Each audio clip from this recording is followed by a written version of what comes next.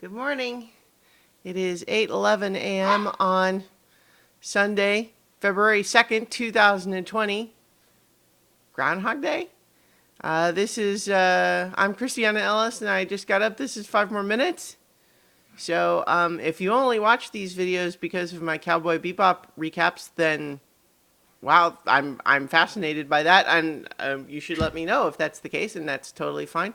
But I got a new puppy, and it's a Welsh Corgi like mine, although mine is named Rocket, and he is currently behind me, uh, tearing up a puppy pad, and I would stop him, except that that has become a game now, where he's literally doing it for my attention. Yeah, so anyway, it's Sunday, which means I'm talking about my recap of Cowboy Bebop with session, what number is this one? 18, Speak Like a Child. And this is another Faye backstory episode of sorts. And I say of sorts only just because we really don't learn a lot, mostly just tantalizing details about who Faye must have been before she lost her memories and where she came from and all of that. But mostly, what we have the story really about is there's a little bit of a folktale analogy, and it's really more just about Faye's ongoing kind of relationship with the guys on the Bebop. So we begin the episode with some sort of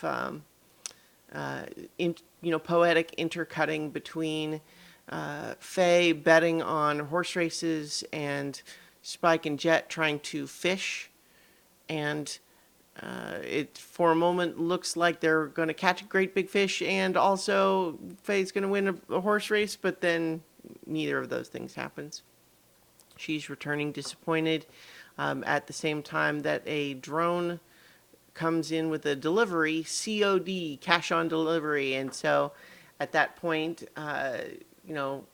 Jet goes ahead and he pays for it, but then as soon as he lets Faye know, hey, a package came for you, you owe me the delivery charge, she just immediately flies away, which I think is fantastic. So Jet, of course, is very annoyed. But Faye, we know her immediate thought is one of the many people who's been trying to find me for debt collecting or other reasons, has found me, and I have time to pull one of my disappearing acts, she says, and she's flying away. So we spend actually most of the episode with Jet and Spike as they kind of investigate this thing.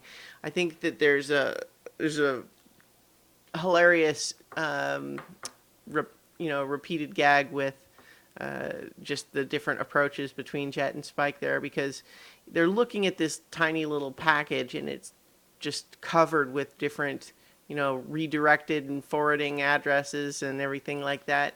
Like it's been sent around all over the place. We hear some of them it's like a convent and a news network and and all these sorts of things. And so, Jet says that, before we do anything else with it, I need to run a bunch of tests, an explosive test, biochemical test, and all of that. And he's talking about that it might be dangerous, and then immediately looks up to see that Spike has already just torn it open, and it's a video cassette. And I think it's really it's also the tension is really sort of subtle but great when we presumably, when I say we know what that video cassette is, although it's interesting to think now, I mean, like, even when this show was made, a beta tape was not like new, right? That wasn't like the new current thing. But presumably most people would be at least familiar enough with cassettes, like to not, maybe they don't know beta specifically, but they're aware of what videotapes are. But just the point of watching Spike, curious about it, pull up the little lid, start pulling the tape out, just like, don't do that. But he doesn't know, he's just playing with it. And so that's fun. And then they go and they find this, crazy little NPC of the episode where the he loves the old technology, and in particular he loves watching 20th century television shows, and we watch him watch the end of a really banal drama of some kind about a twin brother and sister moving to, I think it's Montana or something like that, and he's like, oh, you know, it was television was just better back then. And he's obviously an electronics nerd, and he's just so enthusiastic and passionate about it. He's really kind of fun. He's a fun little side character. But so they bring the tape to him because they figure Faye doesn't want it, they'll sell it. So they're going to start watching it, and then of course the machine eats the tape, probably because Spike had been playing with the tape. But in any event, we have now this whole mess with, they've ruined the machine. And so the guy is calling them saying, hey, you have to pay for my machine. And they're saying, well, no, your machine ruined our tape. And that sort of thing. Except some of that is a little bit wonky because they still have the tape, I guess. So the implication is that they did go through the process of getting the tape all unwound out of the machine, but the machine is still broken. And, well, it doesn't matter, really. The point is that we needed that call to happen because then when Faye, who's been off betting on horse, I think she switches from horses to dog racing, and she's winning now, but she finds herself wondering what happened to the guys. Did they come after her? What's going on? So she calls home, and at first, what she learns from from Ed is that, like, oh yeah, we just left you where you were and went to Earth. And so I feel like I'm not telling this very well. I'm a little bit incoherent from sleeping erratically due to puppy. But in any event, a lot of this is kind of, I could just do the beat by beat recap, but mostly the point is that Ed helps Spike and Jet get, track down another video cassette player, and they have to go through this whole ordeal in order to get it. Going down into an old ruined underground museum to find this tape player. And this is all paralleled a little bit with a folk tale that Jet was telling at the beginning of the episode. The small gist of it is this is the Urashima Taro, and the idea is that there's a fisherman who rescues a turtle, and his reward for rescuing this turtle is he is carried on its back to meet the dragon prince, and he meets the princess, and he has a good time there, but he eventually gets homesick and decides to leave, and they give him a treasure, but a treasure box, and they say don't ever open it. And then when he gets home, he finds that the time that he spent there, 100 years passed in his village, so all the people he was homesick for aren't there anymore anyway. And then he opens the treasure box, and it turns him into an old man, which that's a very that's a Faye story. There's a lot of overlap there in terms of the types of things that might happen, but we can see some of that parallel in what Spike and Jet have going on, because they did a good deed paying for the delivery of this tape, right? And now they're descending into, this underworld. But Jet is kind of just commenting on how, sometimes you pursue this new and exciting, but it really just makes you miss what you had. And then, it can actually just end up biting in the butt. If you try to, want to go back to the way things were. And that's an interesting thought, just because, of course, we have, Faye off, betting, but then finding herself missing them. So they come back with the video cassette player, and it's the wrong one. But then a second package gets delivered, and now it's the tape player. And we get a repeat of the Spike and Jet gag where Jet is saying, "No way am I paying for a second one," but then Spike's already opened it. So they sent a videotape player.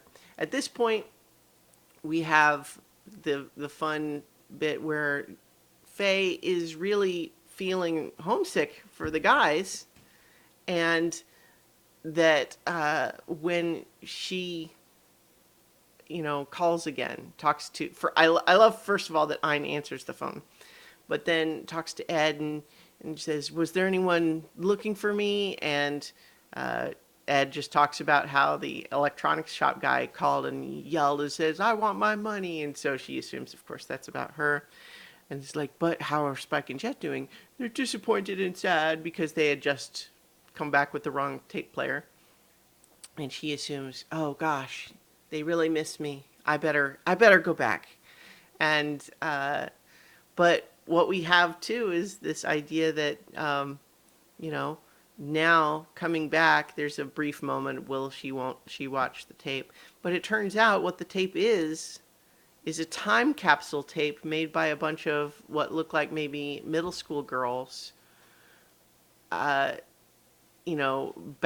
in the 20th century. And one of them is clearly a young Faye. And so there's just this bit of, the idea of chasing after the novelty and finding that it makes, time pass. Like there's a little bit of poetic, overlap there, where she is sort of made aware of how time has moved on since then, and she doesn't remember it. And so opening it makes her feel old, that sort of thing, but there's just this moment where we watch this adorable, earnest little version of Faye saying, who are you in the future? Do you have someone there with you that you care about, or you doing your own thing? Well, whoever you are, I hope that you don't give up, do your best. And it's just this adorable thing. And Faye's just got this really complicated emotion of feeling like she doesn't remember it. And so that kind of makes her sad. But on the other hand, the warm wishes by this very sincere, earnest little girl cheering her on, it's like, it's really kind of wonderful. And that's really what this episode is. It's just, that's where it is. So I feel like this hasn't been my best recap, but I'm going to go ahead and leave it here anyway. So next week on Sunday, we will be talking about session 19, Wild Horses. And in the meantime, I'll talk to you tomorrow for 5 more minutes. And I'll point the camera down at a little puppy for a little bit, just because you deserve it. Yikes. Trying to point the camera over my shoulder is not easy to do. Hey, puppy. All right. Talk to you tomorrow for 5 more minutes.